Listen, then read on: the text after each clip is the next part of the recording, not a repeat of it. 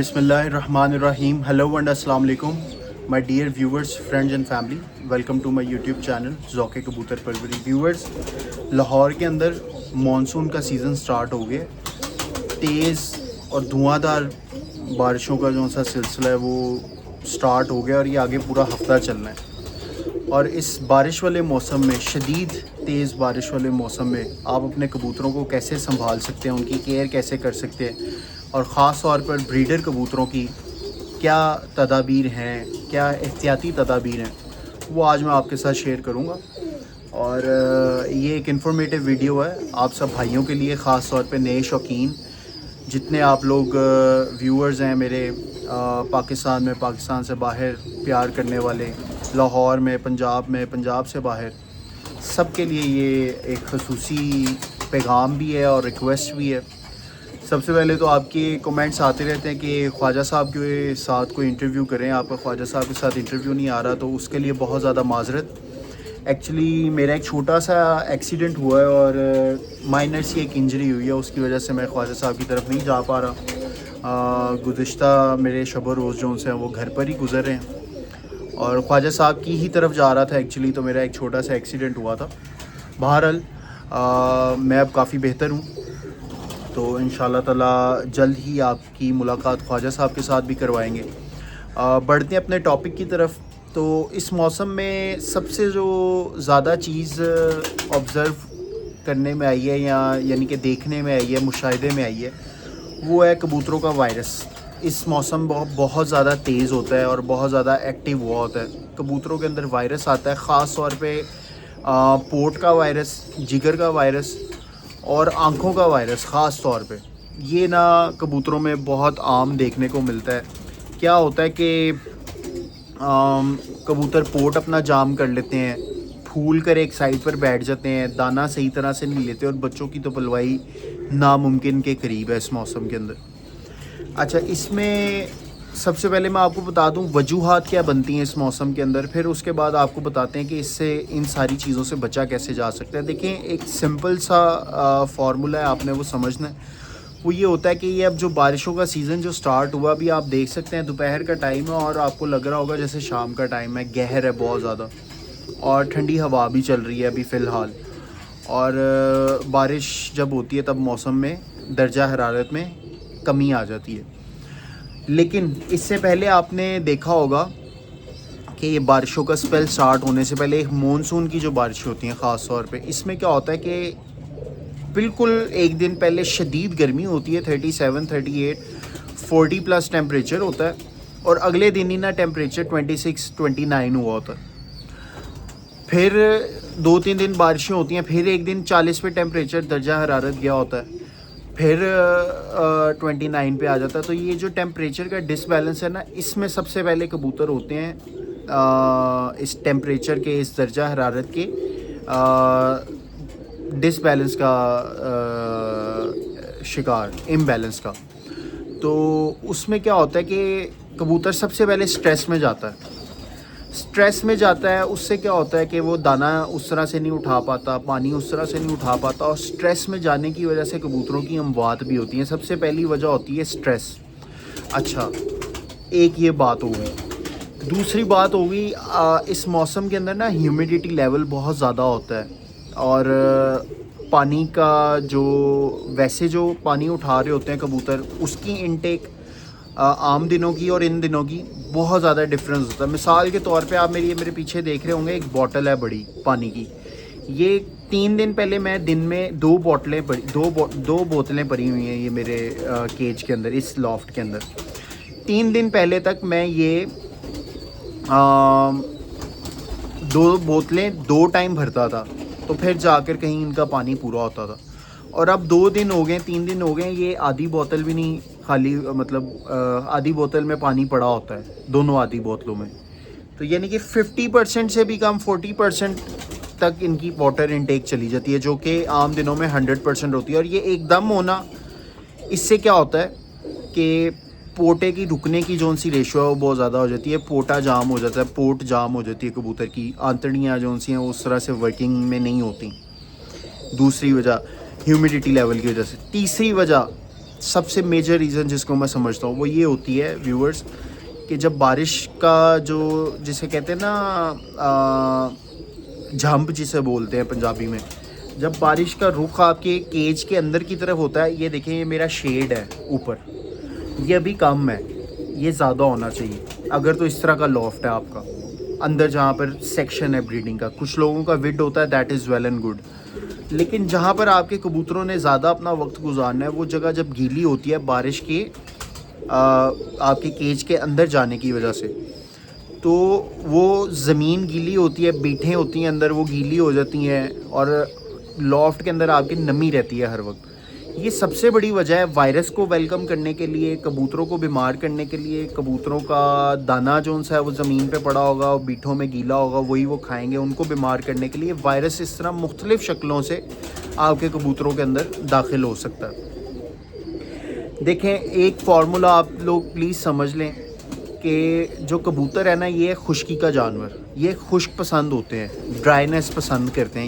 ये तर का जानवर नहीं है, ये तरी को यानी कि गीलेपन को ये ज़्यादा खुशी नहीं मनाते उसके अंदर ये स्ट्रेस में जाते हैं। तो सबसे बड़ी वजह जो सी ना मेरे प्यारे भाइयों वो ये होती है कि जब आपका केज गीला होता है ना, उसकी वजह से पाँव गीले होते हैं, बीठें गीली हुई होती हैं और बुरे हाल और बांके दिहाड़े, जिसकी वजह से वायरस भी आता है, कबूतर स्ट्रेस में भी जाता है और ये सारी मुख्तलिफ़ वजूहात बनती हैं जो आपके शौक़ को इवेंचुअली डिस्टर्ब करती हैं, बहुत ज़्यादा अफेक्ट करती हैं।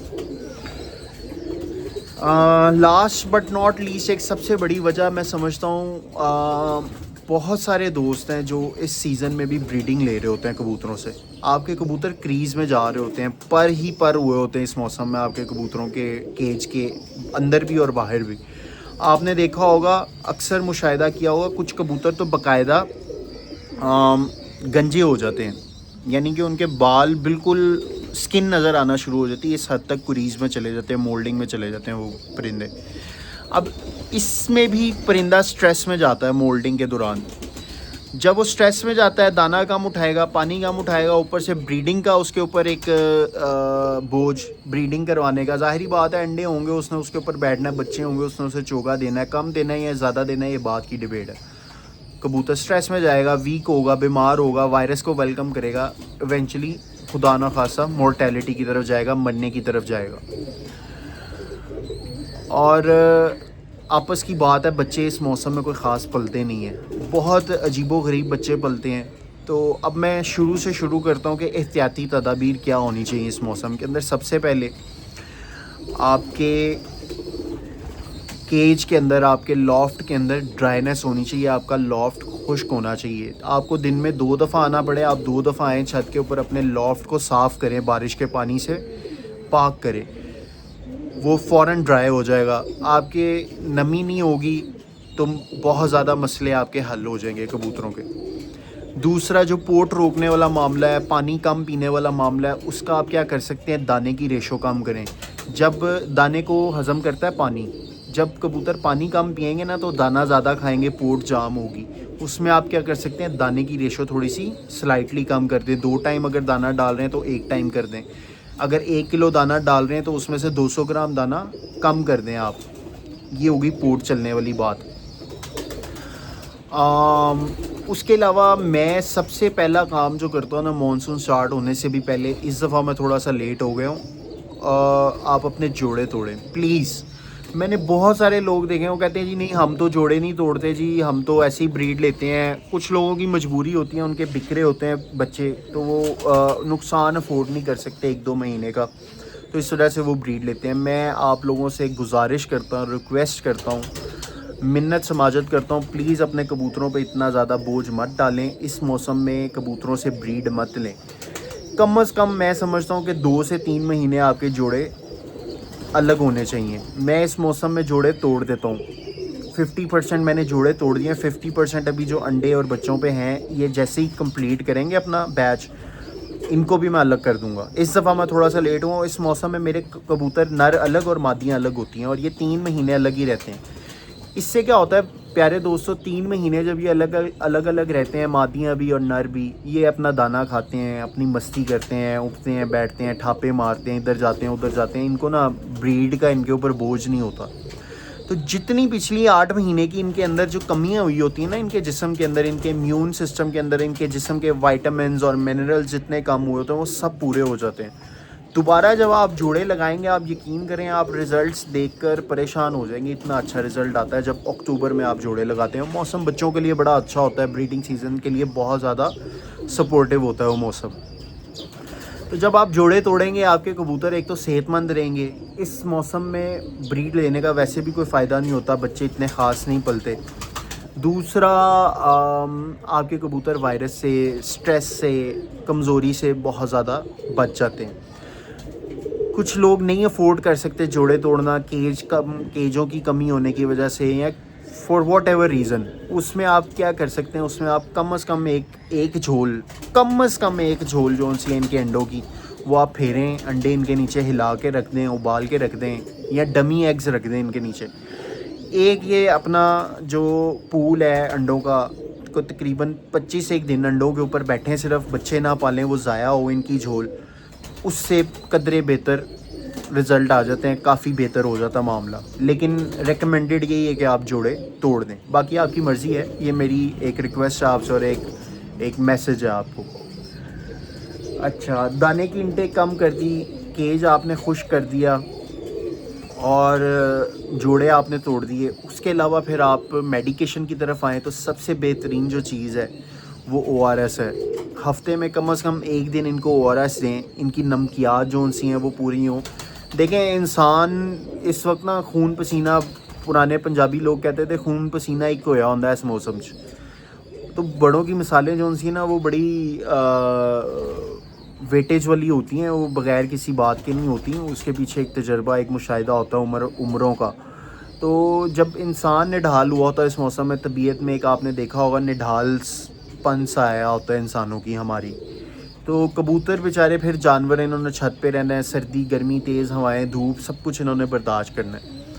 तो कबूतर परवरी इसी का नाम है कि लालच ना किया जाए, 2 महीने इनकी खिदमत की जाए बग़ैर इनसे कोई आउटपुट लिए, या इनसे बेलॉस इनके साथ मोहब्बत की जाए। 2 महीने आप इनसे नहीं भी ब्रीड लेंगे तो कोई ख़ास फ़र्क नहीं पड़ेगा। उसके रिज़ल्ट उसके मुतरादिफ आपको बरक्स उसके बड़े अच्छे मिलेंगे जब आप दोबारा जोड़े टूटे हुए दोबारा आपस में लगाएंगे। लास्ट बट नॉट लीस्ट, सबसे बेहतर काम आप जो कर सकते हैं इस सीज़न में, वो इनको नहलाई दें। एक तो बारिश का पानी जो थोड़ा बहुत जाता है उसमें ये नहा लेते हैं जब केज के अंदर जाता है, उसको आप खुश करें। उसके अलावा आप इनके आगे बर्तन रखें खुला, उसमें पिंकी डालें, उसमें बांस का एक तरीकाकार होता है, वो एक अलग से उस पर वीडियो बनाऊंगा, बांस वाला पानी डालें। और कुछ नहीं तो फटकरी थोड़ी सी डाल के पानी में मिक्स करके वो इनके आगे रखें, वो ये पिएँ भी और उसमें नहाएं भी। उसमें क्या होगा, मोल्डिंग जल्दी जल्दी साफ़ करेंगे, पर जो उनसे इनकी स्किन जो उनसी है उसको थोड़ी सूदिंग, थोड़ा सा बेहतर फील करेंगे ये जब नहाएंगे, क्योंकि जिल्द नंगी हुई होती है। और दोबारा जो नए पर आएंगे वो बड़े फ्लफ़ी और बड़े खूबसूरत और बड़े साफ़ शफाफ पर आएंगे। ये एक छोटी सी वीडियो थी आपके लिए। आप